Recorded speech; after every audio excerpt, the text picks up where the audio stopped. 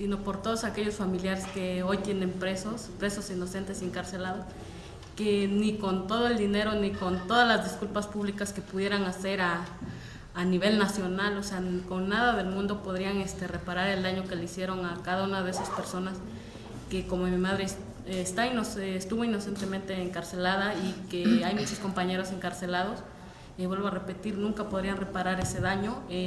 Lo mejor y tal vez lo que podrían hacer sería renunciar al puesto, que la verdad no es digno de ellos.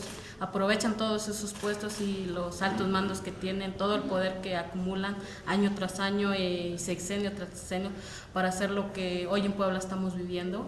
Y pues como familiar yo diría que nunca realmente van a poder reparar ese daño, por más y por todo el oro del mundo.